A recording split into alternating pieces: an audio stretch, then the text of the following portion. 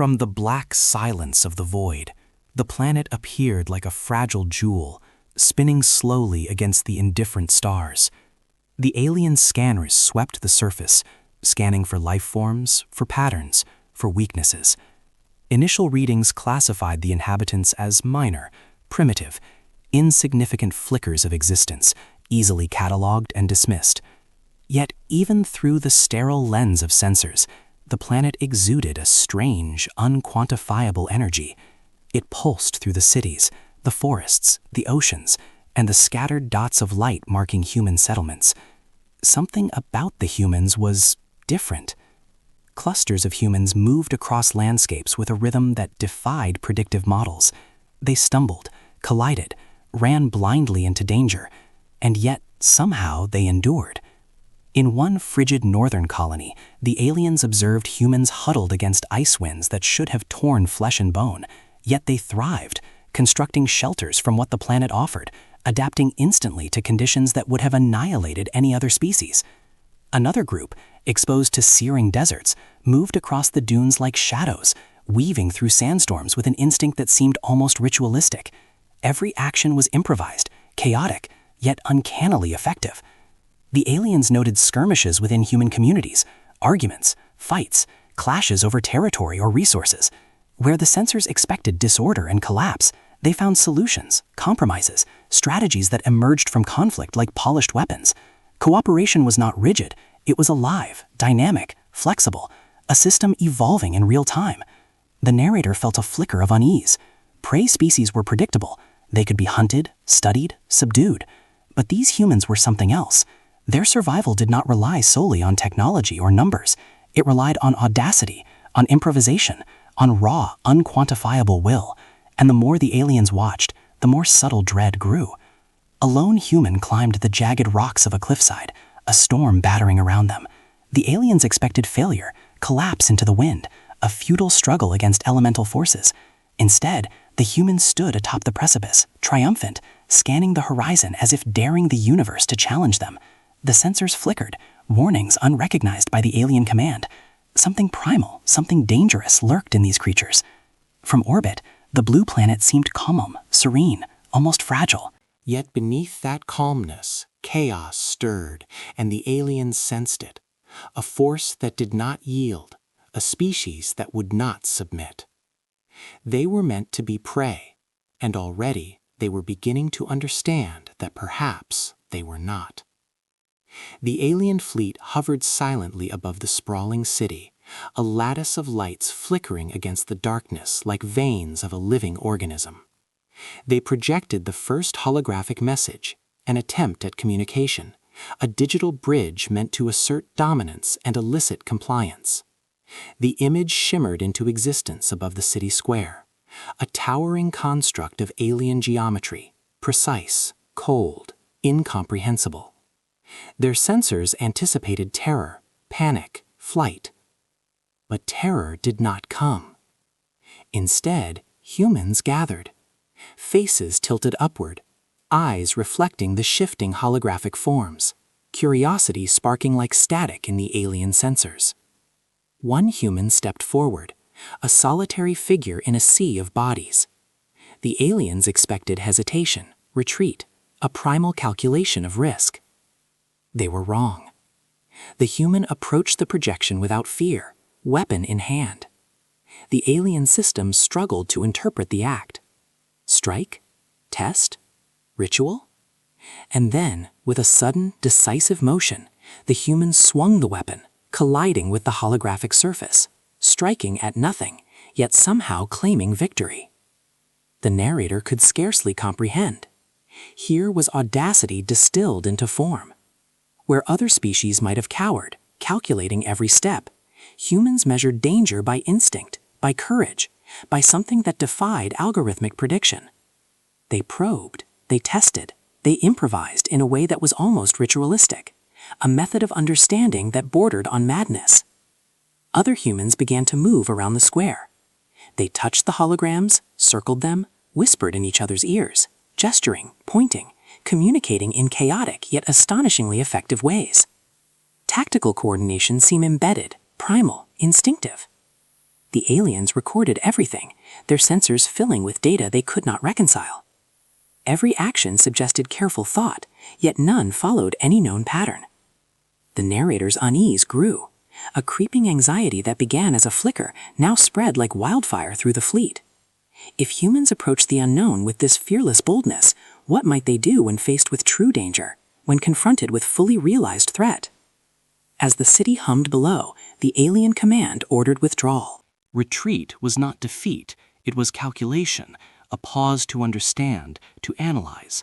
But even as the fleet rose, the narrator could not shake the image of that lone human, weapon poised, defiance radiating from every fiber of their being. Prey species did not behave like this. Prey species did not provoke reflection. The aliens were forced to confront a terrifying possibility. These humans were anomalies of survival, creatures whose instincts could not be predicted, whose courage could not be measured, and in that realization, the first threads of fear took root. The fleet shadowed human settlements across the planet's most extreme landscapes, scanning, observing, attempting to predict survival outcomes. In the frozen tundra, humans huddled against winds that shredded the landscape like living knives. Yet they built fires, shelters, and traps with nothing but instinct and meager resources, thriving where the sensors predicted death. The aliens' instruments struggled to reconcile the data. These creatures were enduring conditions that should have been fatal, improvising with a precision that bordered on ritualistic. Further south, across deserts that shimmered under merciless suns, humans traversed dunes with bare feet, carrying tools cobbled together from scrap and stone.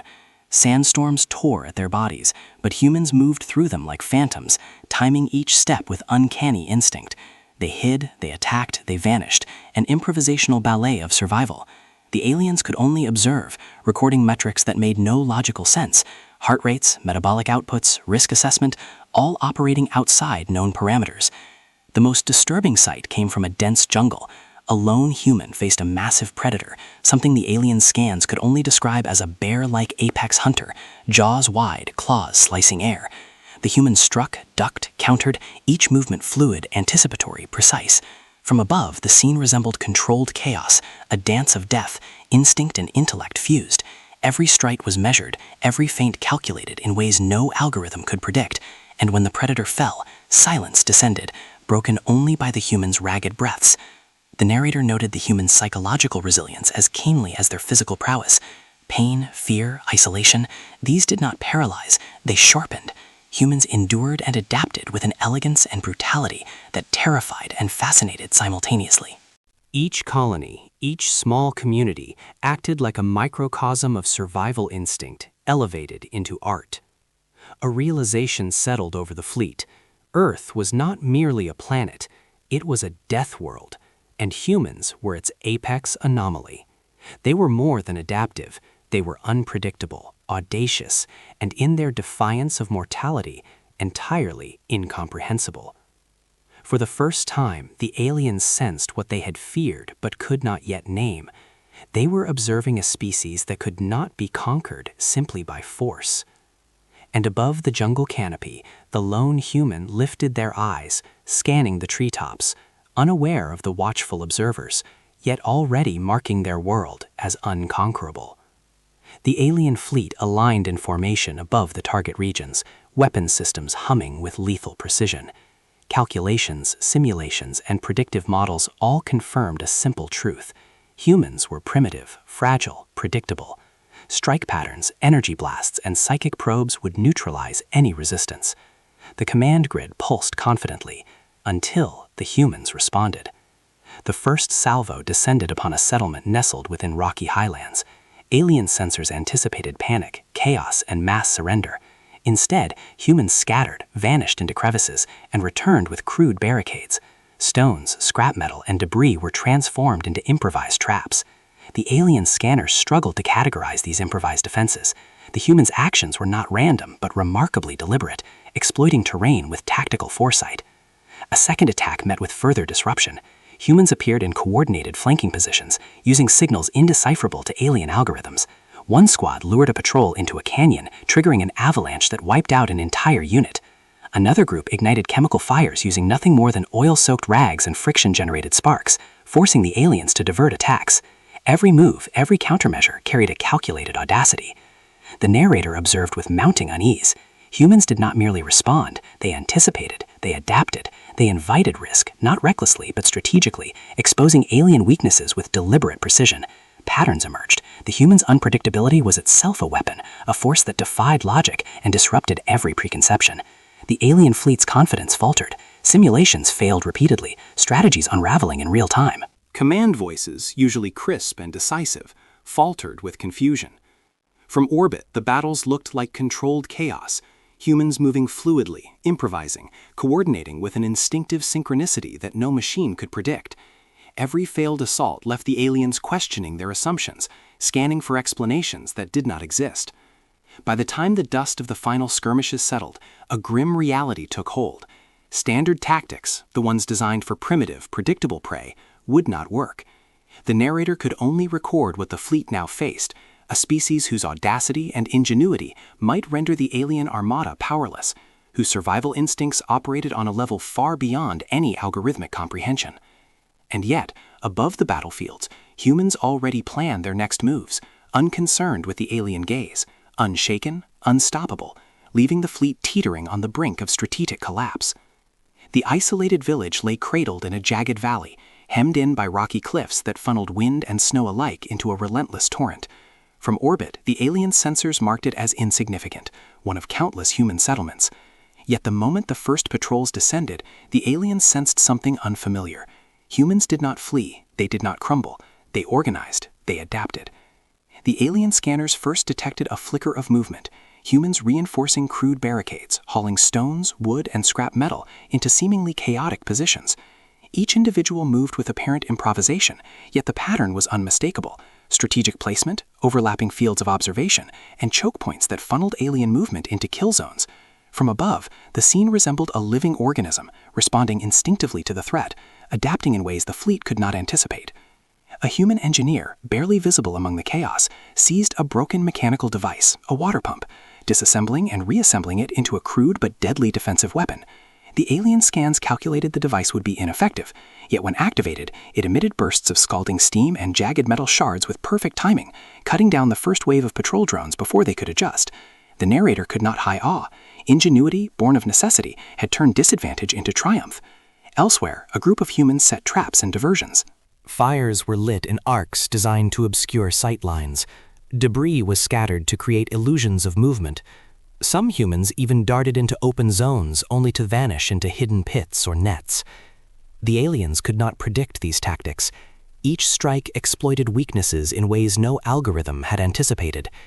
Humans did not merely react. They tested, they probed, they baited. Fear became focus. Despair became resolve. It was not chaos. It was orchestrated survival. The narrator observed the emotional resonance powering these actions. Each human's bravery was contagious, rippling through the village. When one faltered, another filled the gap. Leadership was distributed, instinctive, and yet astonishingly effective.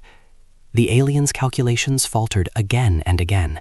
Every simulation failed to predict outcomes when humans combined courage, unpredictability, and cooperation.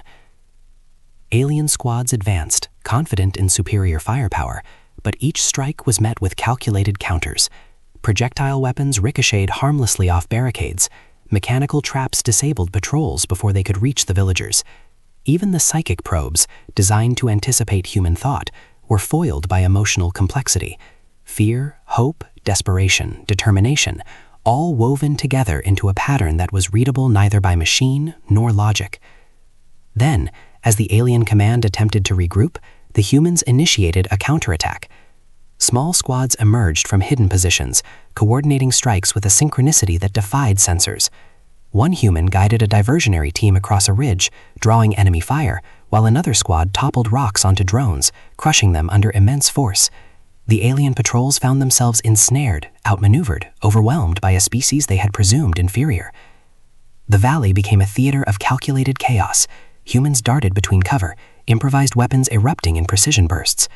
The aliens could not comprehend the audacity to invite danger and yet dominate it, to confront superior technology with raw intuition and creativity.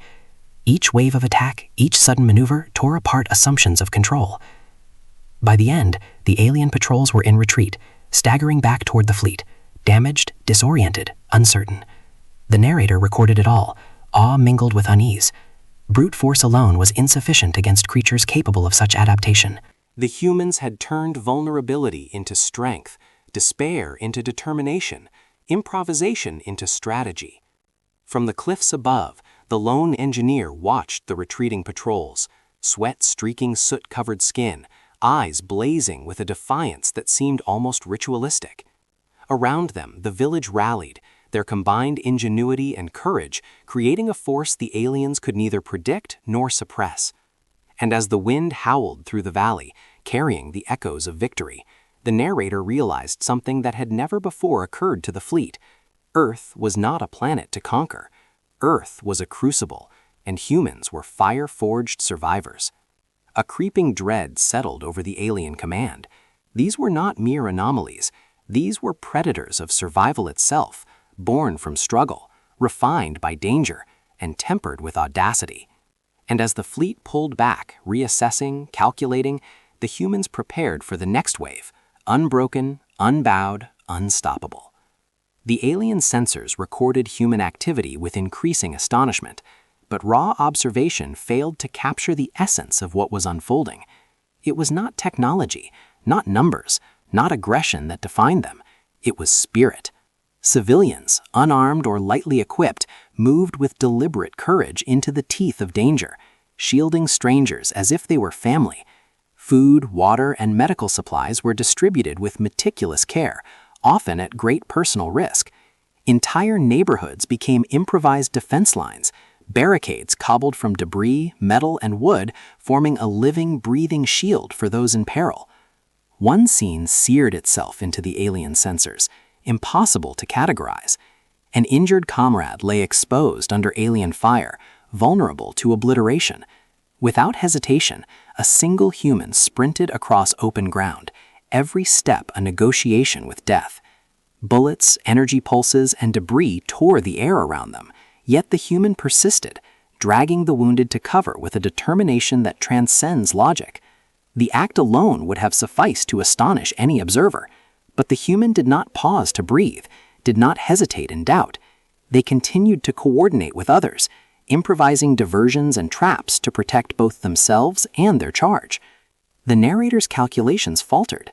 Evolutionary models, survival algorithms, and predictive matrices offered no framework to explain this behavior. The humans were not merely surviving, they were thriving through courage, empathy, and collective ingenuity. Their strategies were embedded in moral courage as much as in tactical reasoning. One human shielded another with nothing but instinct and resolve, turning vulnerability into weaponized perseverance. Across the battlefield, networks of humans improvised signals, coordinated evacuations, and established supply chains in real time, responding fluidly to alien maneuvers. Fear, which should have paralyzed them, became focus. Grief became motivation. The alien sensors could track only movement, yet they could not quantify the invisible force driving these creatures, an almost mystical capacity for endurance, a spiritual resilience that defied comprehension. The narrator, for the first time, recognized that human strength was not solely biological. It was psychological, social, and profoundly moral. Communities acted as single entities, yet every individual retained autonomy, decision, initiative, and creativity flowing through each human, harmonized by shared purpose. Observing them, the narrator felt awe mixed with an unfamiliar unease. A species capable of this unity and adaptability may be entirely uncontrollable through force. And then, a quiet moment amid chaos. Humans tending to the wounded while bullets streaked past, setting fires to distract enemies, whispering instructions, laughing briefly in defiance. Small gestures of care, sharing a flask of water, pulling a child to safety, patching a stranger's wound, revealed the depths of their empathy and resilience. The narrator recorded it all, aware that no data could capture the significance. These were not soldiers, not predators. They were beings whose collective will and courage elevated survival into an art form. The fleet reevaluated strategy. Every calculated assault risked futility. Every advantage could be nullified by creativity, by courage, by instinct shaped through suffering. Humans did not merely endure, they inspired. And in that realization, a terrifying truth emerged. This species was not to conquer, it was to be reckoned with. Above the ravaged landscape, humans moved like a tide of defiance. One figure stood atop a ruined building, silhouetted against smoke and fire, eyes scanning the horizon, a silent vow echoing in posture and presence. Earth would not yield. And the alien narrator, for the first time, recorded not merely observation, but reverent fear. They had underestimated humans entirely. The fleet disengaged with measured precision, engines flaring against the atmosphere as alien formations lifted from the scorched landscapes below. Sensors recorded the retreat as protocol dictated, yet the data betrayed unease. Every tactical advantage, every predictive calculation, had been nullified by humans' relentless ingenuity. The alien command acknowledged, reluctantly, that victory through force alone was no longer assured. From orbit, the planet spread below like a patchwork of chaos and resilience. Villages rebuilt under smoldering skies, survivors scavenging materials, fortifying homes and tending to the wounded with astonishing efficiency. Entire communities had endured bombardments, psychic incursions, and mechanized assaults, yet the humans adapted, improvised, and thrived. Their movements, measured and deliberate, were interlaced with ritualistic elements, gestures, timing, and coordination that the aliens could not fully decode. The narrator's sensors captured humans reclaiming the battlefield. Broken structures transformed into shelters, destroyed vehicles repurposed into defenses, fires extinguished or redirected to create smokescreens, and the wounded carried to safety. Children assisted elders, strangers aided each other. Every act, whether survival or compassion, was executed with a deliberate audacity that defied expectation. In scattered enclaves, humans were observed studying alien tactics, deciphering patterns, preparing countermeasures, not through technology alone, but through intuition, imagination, and communal insight. The narrator registered an unsettling observation. These were not merely adaptive behaviors, they were deliberate, coordinated, and deeply moral acts. Fear and loss had become fuel for ingenuity. Pain had become strategy. The human's resilience was both physical and spiritual. As the fleet climbed away, retreating from a species that had assumed would crumble, the alien narrator reflected with reluctant respect. Humans embodied paradoxes, fragile yet indomitable, vulnerable yet dominant. Their survival was not dictated by weapons or technology, but by ingenuity, empathy, and an unpredictable will that resisted calculation. They had survived superior firepower, psychic probes, and relentless tactical pressure, and emerged unbroken, their spirit intact. From orbit, the scars of conflict were visible, yet the planet hummed with life. Humans rebuilt, improvised, and persisted, as though survival itself were a sacred ritual. The narrator concluded, recording with awe, humans were not merely survivors. They were a species that defied expectations, challenged cosmic assumptions, and demonstrated that intelligence, courage, and willpower could elevate survival into something extraordinary. Even in defeat, the aliens could not ignore the lesson. Earth was theirs to observe, perhaps to study, but never to conquer. The humans had proven that they were something greater than prey. They were a force that demanded respect, fear, and deep admiration. The planet below was quiet now, though not empty. Scars of conflict marked the land, yet life pulsed stubbornly onward. From orbit, the alien narrator observed in a mixture of reverence and unease. Humans were no longer anomalies to study or curiosities to catalog. They were warnings, exemplars of a species that could endure, adapt, and triumph under conditions that would annihilate any other known life form. The narrator recorded every detail, conscious that future generations of their kind must understand the magnitude of what they had witnessed. Humans built, repaired, and innovated amidst chaos, their resilience fused with creativity and moral strength. Each act, each decision, revealed a species capable of transforming fear into strategy, desperation into ingenuity. One individual, the narrator noted, could turn a broken machine into a weapon. A community could outmaneuver fleets. Even death itself seemed negotiable when humans faced it with audacity. Among countless events, one image remained etched in the sensor's memory: a solitary human confronting a massive bear-like predator in a frozen wasteland. Alone, unarmed beyond a crude spear, the human met the creature's fury with calculated precision, rhythm, and courage.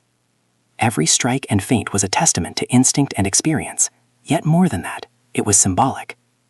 This single confrontation encapsulated the essence of humanity: audacity in the face of insurmountable odds, ingenuity, and a refusal to yield.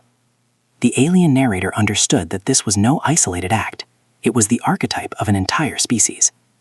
Humans were exceptional, Deathworld hardened, unpredictable, capable of endurance, creativity, and courage that surpassed all alien expectation.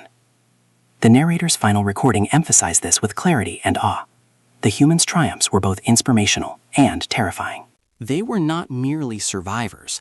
They were forces of nature, anomalies that could not be fully comprehended, let alone conquered. In the stillness of the aftermath, as human communities rebuilt and persisted against the remnants of devastation, the narrator reflected on a sobering truth.